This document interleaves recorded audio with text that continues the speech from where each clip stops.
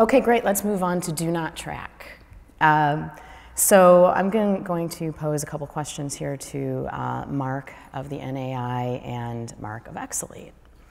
So NAI Mark, the do not track initiative is at a standstill, some would argue, and industry has chosen to ignore Microsoft's automated DNT tool in the latest version of Internet Explorer, and just this week we saw Firefox kind of follow in the same pathway as Microsoft, saying they're going to introduce a default do not track mechanism in their next version of Firefox. We'll see whether or not the industry follows suit and says, let's ignore that too. So if providing consumers with a standardized do not track system isn't the answer, what is?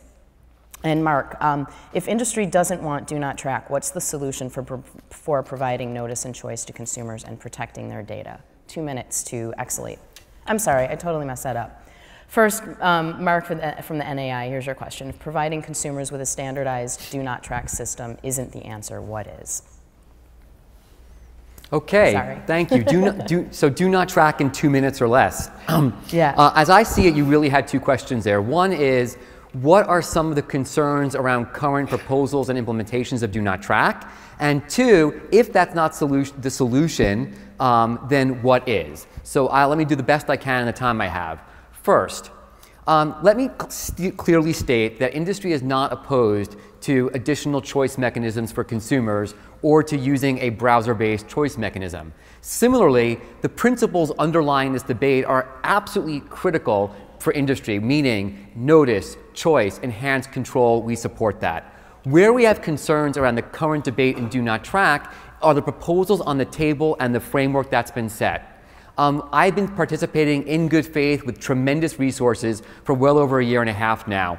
And what I have seen is a debate about first parties and third parties, but not responsible parties. We're having discussions about offline practices and online practices, but not best practices.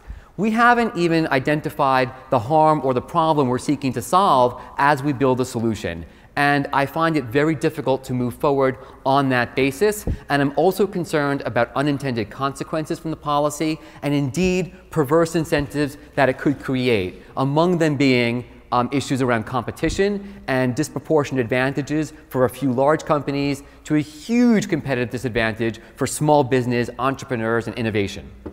Those are just some of the concerns about the current proposals. So the second part of your question was, if that's not the solution, what is? There are many pieces to that. One, of course, is self-regulation, making sure we have high standards that continue to evolve with serious enforcement and teeth. There's, of course, the incredible role of the Federal Trade Commission and robust enforcement there and by other regulators. There's the NTIA process, which Pam spoke about. Industry has a role for more education for consumers. We need to adopt and develop more privacy-enhancing technologies. So my thought is, we do need to address issues, but we need to do it with solutions that can be implemented, that are scalable, and that are practical, and that are proportionate to the very issues we're seeking to address. Okay, Mark from eXelate, if industry doesn't want do not track, at least in its current iterations, what's the solution for providing notice and choice to consumers and protecting their data? You know, in responding, first of all, as would probably be expected, I agree with Mark on many of his points. I mean, I think that right now, coming up with a technology that will answer all of the constituents who are involved in this process's concerns is a challenge, right? But I do think everyone needs to come to the table to discuss that. When it comes to do not track, I don't believe the industry has actually rejected the concept. I think that's not a fair assessment of it. What I think the industry has rejected is that decisions being made that are not in the hands of consumers are being controlled by companies, not consumers. I don't believe starting off with a negative choice is a choice.